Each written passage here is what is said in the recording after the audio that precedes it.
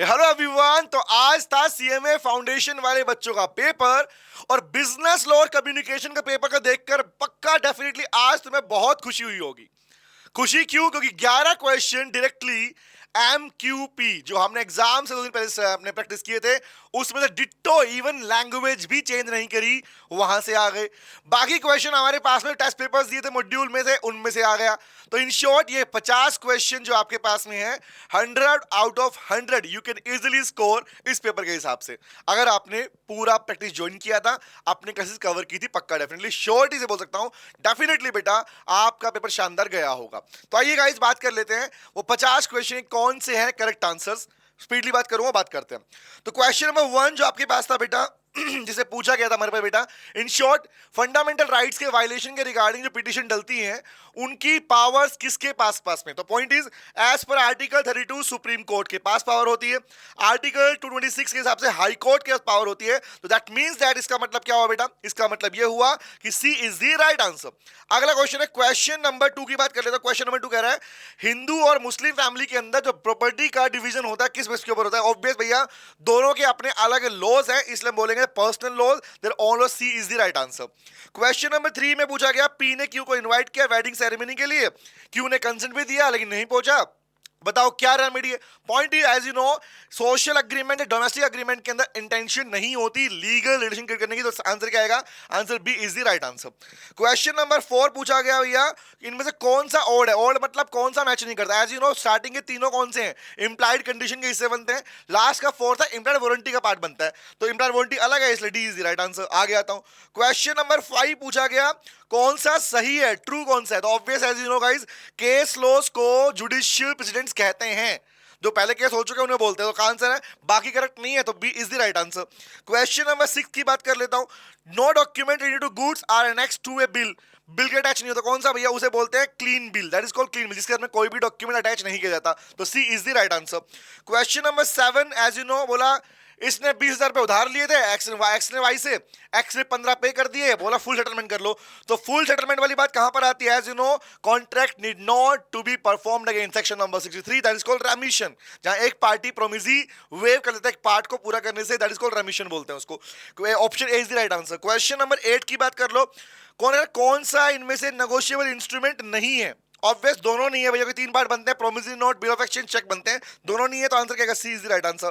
Question number 9 पे आ जाओ, कह रहा है ब्लैंक स्पेस में accept and pay bill of exchange without previous protest, बिना सर्टिफिकेशन कौन कर सकता है? Obvious draw in case of need. Answer है D is the right answer. Question number 10 पे आ जाओ, क्वेश्चन नंबर 10 भी हमने ऑलरेडी कर चुके हैं। देखो सारे क्वेश्चन वो हैं जो प्रैक्टिस कर चुके हो, और ऐसे ऐसे क्वेश्चन बार बार कर चुके हो बेटा, हर बार टॉपिक करवाया आपके पास। आगे आता हूं, कह रहा है under the sale of goods 30 which is not a follow which of the following are implied warranty, कौन से है भैया? एज यू नो पहला वारंटी का पार्ट है, दूसरा वारंटी का पार्ट है। तो आंसर क्या है? A is the right answer. Question next पे आता हूं, क्वेश्चन नंबर 11।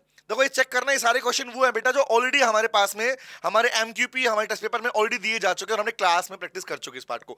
आगे आता हूं, क्वेश्चन 11 कहता है proforma invoice is used for which purpose? Answer है भैया वो आपके पास में helps the company for calculating duties and taxes, इसमें भी होता है। दूसरा use for quotation, price and quantity के बारे में भी होता है। तो प्राइस और क्वांटिटी के बारे में इंफॉर्मेशन बोलते हैं, कोटेशन बोलते हैं। तो दोनों ठीक है, आंसर क्या है? C is the right answer. Question number 12 कह रहा है एफएएस किसके लिए स्टैंड करता है? याद करो, free alongside ship, that means in short जब सेलर बायर को गुड्स डिलीवरी करने के पॉइंट से क्या बोलता है कि एक आपके पास में वहां पर एक इंटरनेशनल कमर्शियल टर्म याद रखना, FAS is a international commercial term which is used in shipping time, shipping delivery के टाइप में यूज होता है, जहां पर इंफॉर्मेशन के लिए कि भैया कि आपके साथ डिलीवरी गुड्स मिल जाएंगी इस पोर्ट पे पहुंचने के बाद में। तो उसे बोलते हैं FAS, that is free alongside ship बोलते हैं। A is the right answer. Full form पूछा है इसने खाली।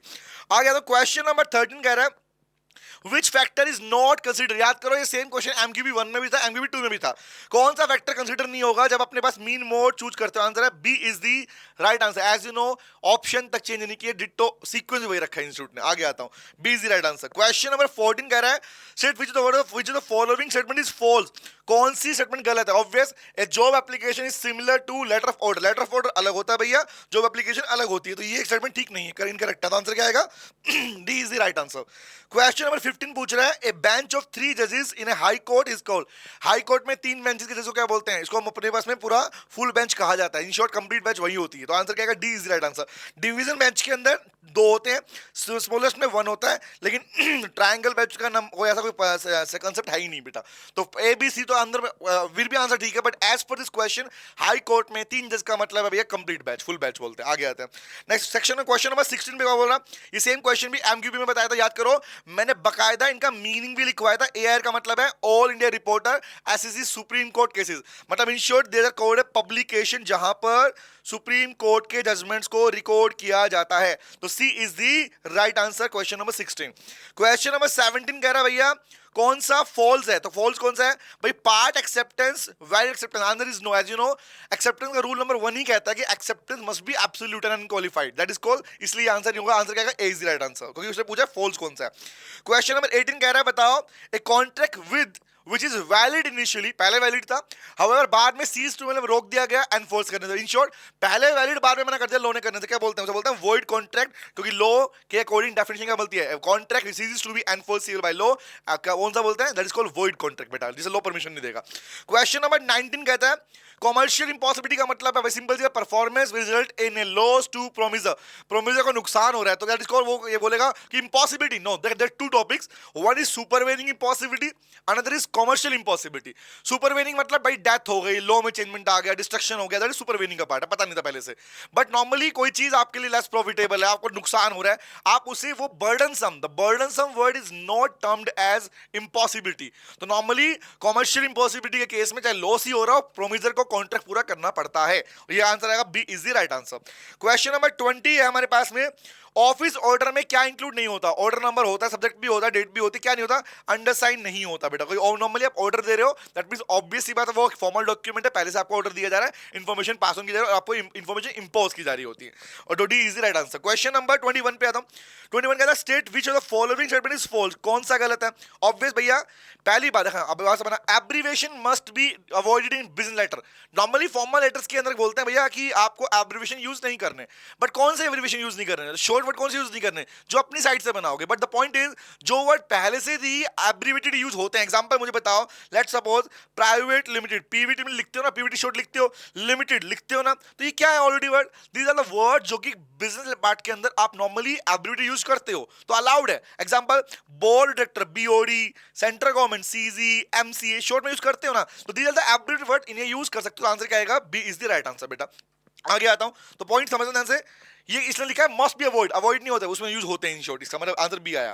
Question number 22, which type of letter is not a goodwill letter? Goodwill letter का मतलब होता है ऐसा लेटर जो बेसिकली बेटा पॉजिटिव रिलेशन बनाने के लिए यूज होता है। नॉर्मली बिजनेस की साइड से एक पॉजिटिव रिलेशन बिल्डअप करने के पॉइंट से यूज होता है। तो normally complain letter is not a part of goodwill letter. Goodwill थोड़ी बनाएगा, कंप्लेन कर रहा है, गुडविल लेटर कहां से आएगा? आ गया था।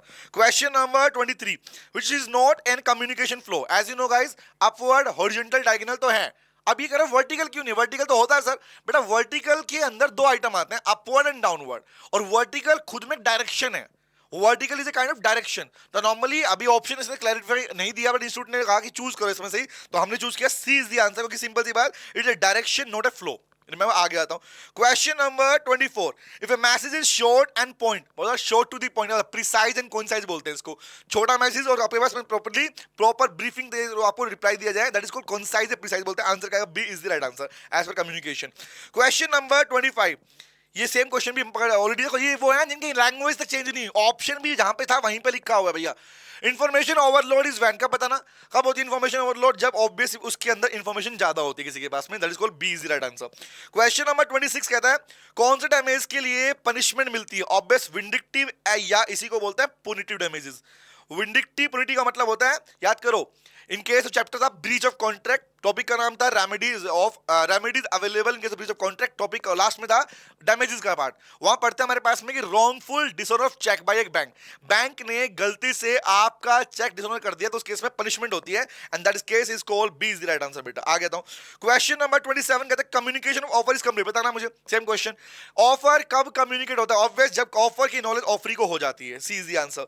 Option question number 28, a contract can not be avoided void it due to, एक कॉन्ट्रैक्ट को void नहीं करो, कब अवॉइड मतलब void नहीं कर सकते, कब नहीं कर सकते, obvious inadequacy के बेस पर, याद रखना आप पढ़ जो consideration need not to be adequate but must be real, the reason is answer, the B is the answer.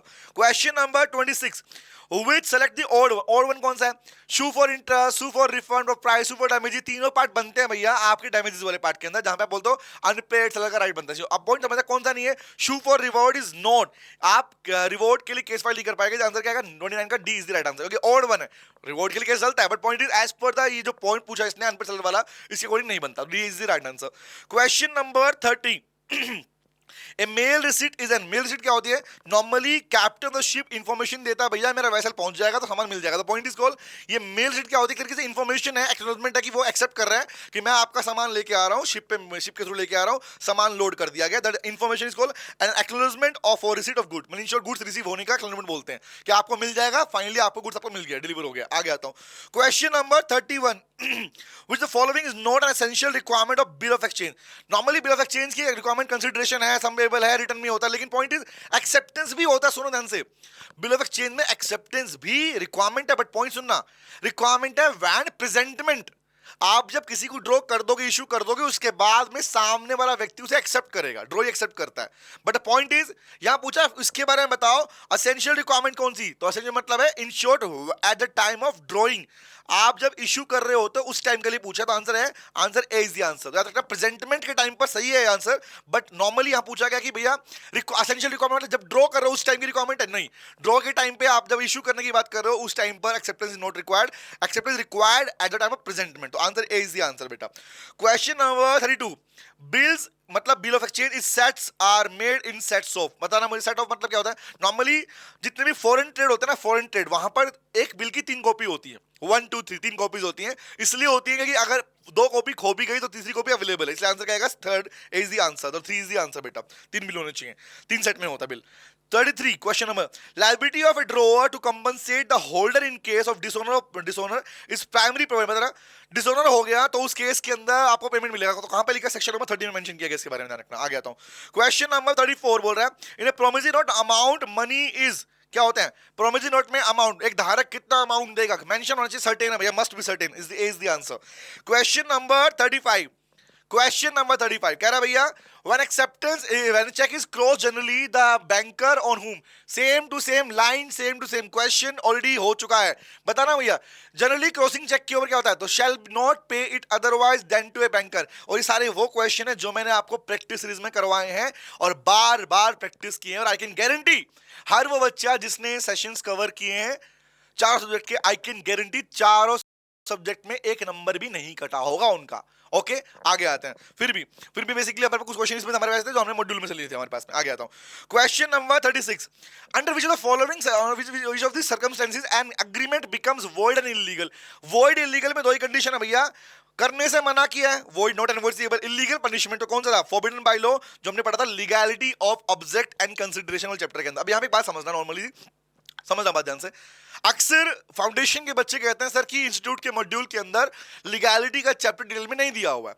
Institute ने 4 लाइनें लिख के दे रखी है और वो भी चैप्टर के नीचे दे रखी है, मतलब अलग से चैप्टर मेंशन भी नहीं किया, मैंने कहा था याद करो, इसीलिए मैं क्लास के अंदर आपको जब आपका सिलेबस पढ़ाया पूरा तो वहां पर मैंने चैप्टर के सेगमेंटेशन बनाए, सेगमेंट बनाए ताकि तुम्हें ये क्लैरिटी रहे कि हमारे सिलेबस के अंदर कितना पार्ट है, कितने सेगमेंट्स हैं, कौन सा टॉपिक कौन चैप्टर से बिलोंग करता है। ये है बेनिफिट इस चीज का बेटा कि हाँ हमने लीगैलिटी को ढंग से पढ़ा, डिटेल में पढ़ा है बेटा। तो नॉर्मली फॉरबिडन बाय लॉ के अंदर का आंसर क्या है, विच इज फॉरबिडन मतलब क्या था, फॉरबिडन सिंपली मींस मना किया पर पनिशमेंट भी उसके लिए, ये पढ़ा था हमने अनलॉफुल ऑब्जेक्ट कंसीडरेशन वाले पार्ट के अंदर।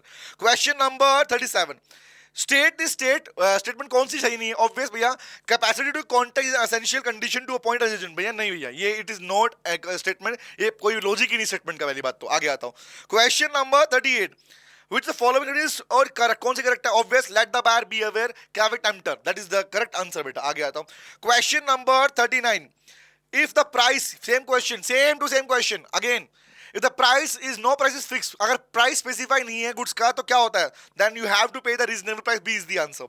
question number 40, which of the statement is appropriate for hire purchase sale agreement, hire purchase खुद में एक agreement to sell कहलाता है, तो point क्या है, the insolvency of buyer, जब बायर इंसॉल्वेंट हो जाता है तो नॉर्मली याद रखो, अगर उसने अपनी ईएमआई पे नहीं की और इंसॉल्वेंट हो गया तो उस केस के अंदर सेलर के पास राइट बनता है कि वो आपसे आपका सामान ले सकता है और किसी और को बेच सकता है। The right of unpaid sale के पार्ट में बनता है। तो सेम पार्ट याद रखना, नॉर्मली अगर इंसॉल्वेंसी आ जाती है तो उस केस में राइट टू सेल बनता है और वो आपसे गुड्स लेने का वापस अधिकार रखता है। आगे आता हूं। Question number 41. An agreement between two parties where one of the parties loses all the right against other. Obviously बात है, जब कॉन्ट्रैक्ट एग्रीमेंट void हो गया तो वहां पर क्या बोलते हैं, राइट खत्म ही हो गया आपके पास में। void agreement which is not enforceable by law. तो याद रखना void कॉन्ट्रैक्ट नहीं बोल रहा हूं मैं, यूज कर रहा हूं void agreement वर्ड। और ये मैंने डिफाइन किया था, याद करो कि अग्रीमेंट और कॉन्ट्रैक्ट में क्या डिफरेंस है, कि void agreement वाला पार्ट क्या है, void कॉन्ट्रैक्ट वाला पार्ट क्या है। बेटी बहू कब बनती है, आगे आता हूं। क्वेश्चन, हाँ था याद है वो वाला। Question number 42. which of the following is false statement? कौन सी false है? obvious भैया, contingent contract contains reciprocal। नहीं भैया, reciprocal थोड़ी होता है। contingent contract is depending on happening and non happening of an event, remember, जो कि collateral part के अंदर होता है। तो उसका आंसर वो आता है, ये लाइन ही गलत है प्रॉपरली, तो A is the answer। Question number 43. Which the following is not covered under quasi contract? Quasi contract में पूरे केस पढ़े हम लोगों ने सेक्शन 69 से लेकर 72 तक। तो कौन से पार्ट है ये? तीनों पार्ट उसमें आते हैं, लेकिन ये वाला पार्ट उसमें नहीं आता। कॉन्ट्रेक्चुअल डेट थोड़ी आता भैया। क्वाजी का मतलब ही सिंपल सी बात, जिस कॉन्ट्रैक्ट को लॉ ने इंपोज किया, अपने आप इंपोज, पार्टी ने इंपोज नहीं किया। और जब कॉन्ट्रैक्ट बढ़ा पार्टी ने इंपोज किया, इसका मतलब तो ये बन गया। ओके, तो आंसर क्या आएगा? डी इज द आंसर बेटा। क्वेश्चन नंबर 44 कहता है which one of the following feature is not A communication? कौन सा इनमें से कम्युनिकेशन फीचर नहीं है? कंटिन्यूअस है, वॉलंटरी है, डिस्प्लेरी है। तो पॉइंट क्या है? No flow of message. Simple सी बात भैया, सिंपल सी बात, no flow of message. Message flow तो होता है, कम्युनिकेशन का मतलब क्या? कोई इंफॉर्मेशन पास ऑन कर रहे हो, सामने समझ में आनी चाहिए, इफेक्टिव कम्युनिकेशन पार्ट बनता है। तो point is C is the answer, ये उसका पार्ट बनता है। तो यहाँ पे लेकिन नो फ्लो तो वर्ड ही नहीं आया। अगर लिखता ना फ्लो ऑफ मैसेज तो आंसर सही होता। Flow of message is the right answer, no लिख दिया मतलब गलत हो गया। आगे आता हूं। Question number 45. Which of these are not an exception of rule of privity? याद करो, डॉक्टर ऑफ प्रिविटी कराया, याद भी कराया था भैया। फैमिली एग्रीमेंट, हाँ। एजेंसी असाइनमेंट, याद है। All these are exceptions of doctrine of privity. The third party can not file a suit, याद है, exceptions की पार्ट बनती है। तो agreement with a minor is not a part of exception, याद रखो। agreement with a minor is void ab initio, ये तो पढ़ा आप लोगों ने, but it is not an exception of doctrine of privity। तो आंसर क्या है? D is the answer। Question 46 कहता है which the following statement is true? कौन सी सही है? An agreement with a minor is void, याद रखना यहाँ पे। अब पूरी स्टेटमेंट में void ab initio लिखा नहीं है, तो मैंने कहा था याद करो कि agreement with a minor is void भी लिखा हुआ है, that is also correct, ये बताया था। void ab initio में डिफरेंस क्या है, void में डिफरेंस क्या है बता रखा है। तो आंसर क्या आएगा? A is the right answer बेटा। Question number 47. Which of these is not an essential requirement of contract under sale of goods act? कौन सा इनमें से essential requirement नहीं है? तो obvious goods है, हाँ है। दो पार्टी बायर सेल, हाँ है। mutual consent is a requirement but must be in writing। Writing में कॉन्ट्रैक्ट होना मैंडेटरी है क्या? No, express contract is allowed बेटा। आगे आता हूं। Question number 48. Under which of the circumstances unpaid seller resale the good? Unpaid seller कब सामान को किसी और बेच सकता है? As you know, right to resale कब बनता है? When the goods is of perishable nature, is the answer. Question number 49. Section number 5 में क्या डिफाइन किया? ऑब्वियस बिल ऑफ एक्सचेंज को डिफाइन किया गया नेगोशिएबल इंस्ट्रूमेंट में, सेक्शन नंबर 5 के अंदर। Question number 50, the last question is, जो कि सेम आपके मॉड्यूल में भी था, वहां पे पूछा भी था आप लोगों से कुछ प्लेसेस के ऊपर मॉड्यूल में या कुछ अपने क्वेश्चन के अंदर आंसर दिया होता डी, याद करो। But D and A, D और बी, ये दोनों के दोनों बेटा कस्टम यूसेज का पार्ट बनता है। तो मैंने करेक्ट कराया था, इस आंसर को याद करो। What is the right answer? Delivery note is the right answer of question 50 not. आप इसको सी या डी मत करके आ जाना। ओके, तो ये हमारा बेटा यहाँ पे खत्म होता है। सिंपली 50 क्वेश्चन ये थे और होपफुली आई कैन गारंटी, और मुझे उम्मीद है आप लोगों से, आपके मैसेज भी देख रहा हूं कि 50 के 50 क्वेश्चन करके आए, सर एक भी गलत नहीं हो सकता ऐसे में। और कुछ बच्चे का कि एक क्वेश्चन गलत हो गया हमारे पास में, एफ वाला गलत हो गया कुछ बच्चे का, तो कोई दिक्कत नहीं भाई। मैं जूम कर रहा हूं 95 प्लस 90 प्लस मार्क्स इस बार लो में बच्चों के मिल रहे हैं। दोबारा से मुझे हमेशा मिलते आ रहे हैं, इस बार भी दोबारा से ऐसे ही मार्क्स देखने को मिलेंगे फाउंडेशन के लो के पेपर के अंदर। तो all the very best guys, और अपनी तैयारी शुरू कर दो अपने नेक्स्ट लेवल को लेके, क्योंकि आप लोग एग्जाम क्लियर कर चुके हो, ये मेरी श्योरिटी है। ठीक है, सो बी पॉजिटिव और अपना टाइम बर्बाद मत करना। अब ये मत सोचना कि फाउंडेशन का रिजल्ट आएगा तब पढ़ाई स्टार्ट करेंगे, दिस इज नॉट प्रेफरेबल, और ये करना भी नहीं है, क्योंकि जो लेवल फाउंडेशन का है उससे एडवांस लेवल इंटर का है, उसके बाद फाइनल का लेवल है। अब जो आगे कहानी चलने वाली है वहां पर एक दिन भी अगर आपने वेस्ट किया, दैट इज नॉट रिकमेंडेड। हाँ, इतना है कि आज पेपर हुआ है तो कल का डे अपना रेस्ट मारो, चिल करो, खेलो कूदो, बट परसों से अपने पास में अपना प्रॉपर सिस्टमेटिक प्लान बना के अपनी तैयारी पे लग जाओ। जितने भी सारी क्लासेस हैं ऑलरेडी, जितने भी इंटर में फाइनल में, हर चीज के लिए ऑलरेडी सीओसी एजुकेशन में क्लासेस अवेलेबल है। बेहतरीन तरीके से क्लास मिलती है आपको, बहुत सारी यूएसपीज हैं, एकेडमिक टीम है, टेक्निकल सपोर्ट है, आपको पूरा बैकग्राउंड और प्रॉपर बढ़िया वाली कंटेंट आपको अवेलेबल होता है, जिसके बाद में आप जानते हो। और you can check the review wise. COC education को रैंकर्स फैक्ट्री इसलिए नहीं कहा जाता, क्यों कहा जाता है एटलीस्ट जान लेना और चेक करना कि क्यों कहा जाता है। तो मिलते हैं गाइस इंटरमीडिएट के अंदर। Thank you very much guys and all the very best for your result, जो कि अच्छा ही रहने वाला, मुझे पता है पहले से। Bye guys, take care. और कुछ भी डाउट हो, कुछ भी पार्ट मन में क्वेश्चन चल रहा हो, तो मुझे बताना कमेंट बॉक्स के अंदर कितने सही और कितने गलत, फिर भी देख करते हैं। Thank you very much guys, bye guys, take care, all the very best बेटा, बाय बाय।